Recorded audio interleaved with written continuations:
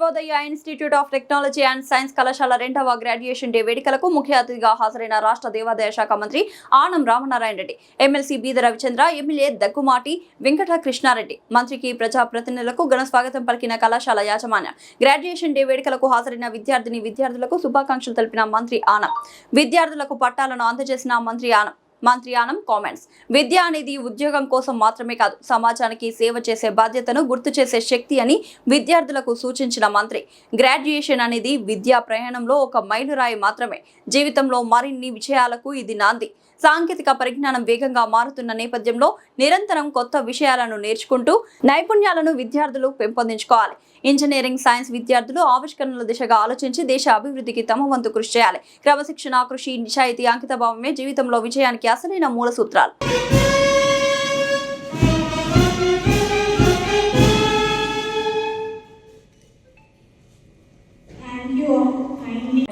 PTR Viswadaya Institute of Technology and Science. I request Dr. S. Girish Gandhi Garu to kindly present the newsletter to your dignitaries for the formal lunch.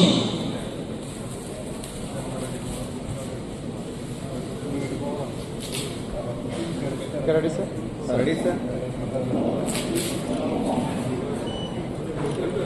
Please take the honor of applause.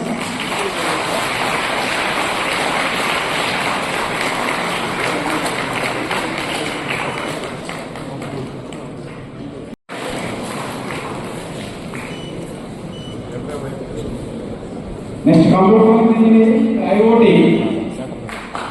99.62%.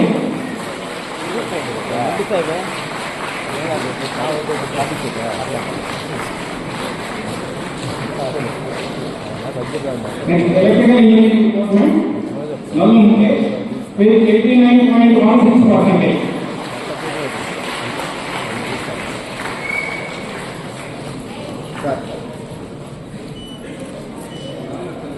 Okay.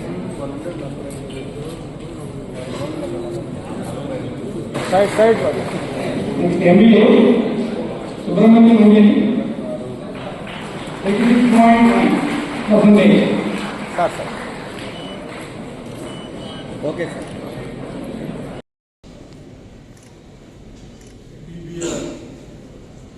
Viswadaya Institute of Graduation Day celebration, second graduation day celebration. ఇక్కడికి వచ్చిన సందర్భంగా శాసనసభ్యులు సోదరులు కృష్ణారెడ్డి గారు,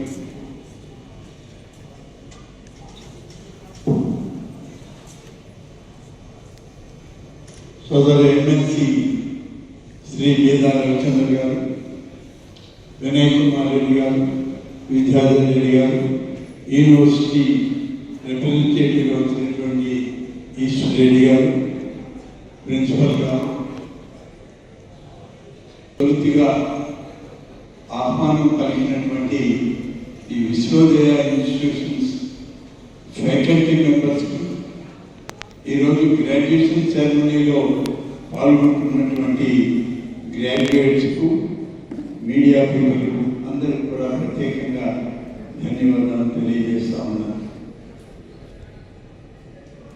ఈరోజు బహుశా మీకు విద్యార్థి దశలో మరొక మెట్టు ఎక్కేటువంటి అవకాశం, పోస్ట్ గ్రాడ్యుయేషన్కి వెళ్ళేవాళ్ళం కాదు, లేదు ప్రొఫెషనల్స్గా ఇక్కడనే డిసైడ్ అవుదాం అనుకున్న వాళ్ళకి నెక్స్ట్ ఫ్యూచర్ కోర్స్ ఆఫ్ ప్రొఫెషనలిజంలో పోవడానికి మరొక అవకాశం. ఈ రెండు రకాల మార్గాల్లో ఈరోజు నేను పయనించబోతున్నాను. ముఖ్యంగా జవహర్ భారతి ఇన్స్టిట్యూషన్స్ నాకు ముందు మాట్లాడినటువంటి మా రవిచంద్ర గారి, కృష్ణారెడ్డి గారి, రవిచంద్ర గారు ఇక్కడికి రావాలని చెప్పి ప్రయత్నం చేసి ఇక్కడికి రాలేక వేరే ఇన్స్టిట్యూషన్స్లో ఇవాళ ఉన్నత విద్యాభ్యాసం చేసి పెట్టినటువంటి వ్యక్తి. కృష్ణారెడ్డి గారు ఇక్కడనే మొదలుపెట్టి ఇవాళ రాజకీయ రంగంలో ప్రజ్ఞానవంతంగా ఈరోజు ఈ ప్రాంతంలో పనిచేస్తున్న వ్యక్తి. నాకైతే జవహర్ భారతి ఇన్స్టిట్యూషన్స్లో మొదటి నుంచి ఒక అనుబంధం ఉంది. అది విద్యార్థి దశలోనే క్రీడారంగంలో ఈ ఇన్స్టిట్యూషన్స్తో నాకు ఎక్కువ సంబంధం. కూడా అనుసంధానం కావాలంటే కొద్దిగా కష్టతరమైన మాట. మేము పేపర్ చూసో టీవీ చూసే మాట్లాడేవాళ్ళం. ఇవాళ ల్యాప్టాప్ చూసి మాట్లాడాలి, టెలిఫోన్ మొబైల్స్ చూసి మాట్లాడాలి. ఈ టెక్నాలజీకి మేము కూడా కాకపోతే మేము కూడా ఈ రంగంలో కూడా మేము ముందుకు రాలి. కాబట్టి ఎప్పటికప్పుడు జరిగేటువంటి మార్పులు, ఆ మార్పులకు అనుసంధానమై మీరు కూడా ఎదగాలి, రావాలి. మీరు చేస్తున్నటువంటి ఈ ప్రయత్నంలో ప్రతి ఒక్కరూ విజయం సాధించాలని కోరుకుంటున్నాను. ఇవాళ మనం ఒకటే ఆలోచన చేస్తున్నాం. ఇవాళ నాకున్నటువంటి దానిలో అయితే నేను ఎండోమెంట్ నిలుస్తాను, నిద్రలేసి దైవాన్ని ప్రార్థించాను.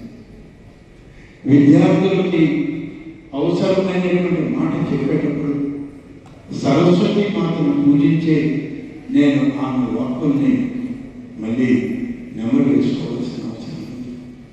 ఇవాళ మార్పులు వస్తున్నాయి కదా అని మన సంస్కృతి సాంప్రదాయాన్ని పక్కన పెట్టడం సరైన విధానం కాదు. మీరందరూ ఈనాటి సమాజానికి అనుగుణంగా, ఈనాడు వచ్చేటువంటి మార్పులకు అనుగుణంగా ఈ విద్యా విధానంలో మీరందరూ బాగా రాణించాలి. కానీ సంస్కృతి సాంప్రదాయాలు నేను వదిలిపెట్టాను. ఈరోజు భారతదేశం ఔన్నత్యం ప్రపంచ దేశాల్లో ఇంకా నిలబడింది. మనం అందరి అన్ని దేశాల కన్నా గొప్ప దేశంగా మనం ముందుకు నడుస్తున్నాం. మన భారతదేశ కీర్తి ప్రతిష్టలు ప్రపంచంలో ఎన్నుపడుతున్నాయంటే మన సంస్కృతి సాంప్రదాయమే. ఇవాళ అన్ని దేశాల్లో ప్రజలు కూడా మన వైపు చూస్తున్నారు, మన వైపు ఆలోచన చేస్తున్నారు, మన విధి విధానాల వైపు ఆలోచన చేస్తున్నారు.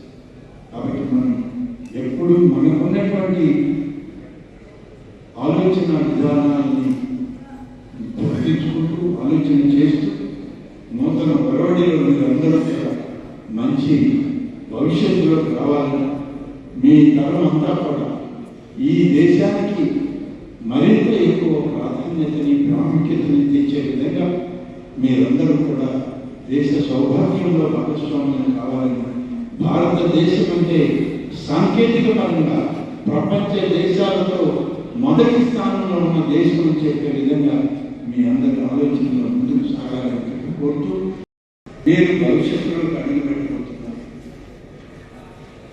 ఈ భవిష్యత్తులో అడుగుపెట్టకపోయేటప్పుడే ఇది ఒక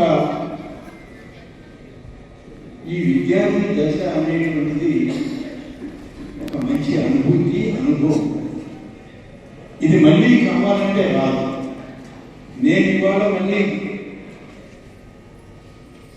మన కాలేజెస్లో అక్కడ విఆర్ కాలేజీ కానీ జవహర్ భారతి కానీ వచ్చి నేను చదువుకోవాలన్నా చదువుకోలేను, ఇవాళ క్రీడల్లో రావాలన్నా కూడా రాలేనటువంటి పరిస్థితి. ఎందుకంటే అనేక దశాబ్దాలుగా వేరే కార్యక్రమాల్లో నిమగ్నమైపోయాం. వాటిల్లో ఇవాళ ముందుకు సాగుతున్నాం. ఇవాళ విద్యార్థి దశలో ఉన్న మీకు భవిష్యత్తులో కొన్ని కమిట్మెంట్స్ అయితే ఉండాల్సిన అవసరం ఉంది. వాటిల్లోనే 2-3 ప్రిన్సిపల్స్ మీరు తెలుసుకోవాలి. ఒకటి, ఎయిమ్ ఉండాలి. మనకి ఏం చేయాలనుకుంటున్నాం, మన గోల్ ఏంటి, దాన్ని సాధించడానికి మనం ఏం చేయాలి అనేటువంటి దానిలో ఖచ్చితంగా మీరు ఒక ఆలోచన మీకు నేరుగా చేసుకోవాల్సిన అవసరం ఉంది. ఇదేదో ఫ్యాకల్టీ వాళ్ళు, యూనివర్సిటీ వాళ్ళు, కాలేజెస్ మేనేజ్మెంట్స్ వాళ్ళు చెప్తే వచ్చేది కాదు. మనకి మనం నిర్ణయం తీసుకోవాల్సి, మన ఆలోచనకి సహకరించమని కోరితే సహకరిస్తారు, కానీ ఆలోచనే వాళ్ళని చేసి మాకు చెప్పండి అంటే అది సరైన దారిలో నడవదు. ఎయిమ్ గోల్ అనేటువంటిది మీరు నిర్ణయించుకోవాలి. నిర్ణయించుకున్న తర్వాత ఒక డెడికేషన్ ఉండాలి, ఒక కమిట్మెంట్ ఉండాలి.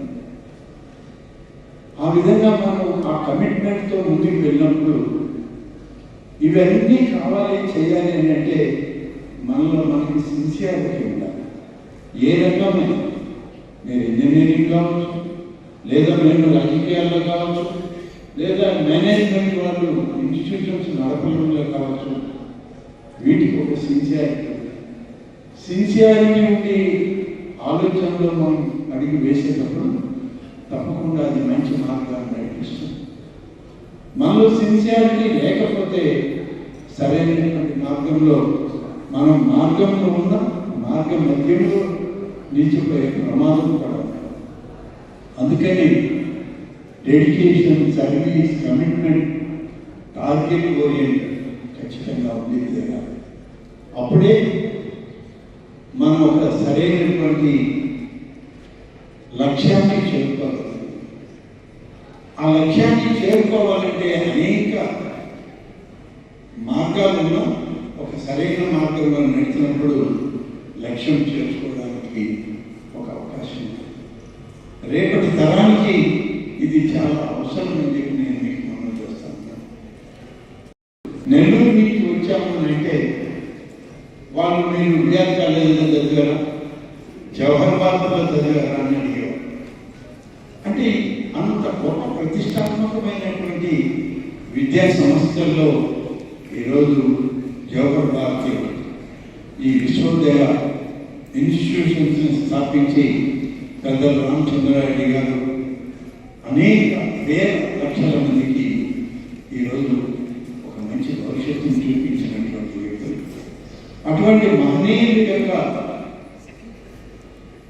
ఆలోచనతో, సంస్కరణతో ఈ ఇన్స్టిట్యూషన్ ఏర్పాటుకి ఈరోజు మనం వీటిల్లో భాగస్వామ్యం అవుతారు.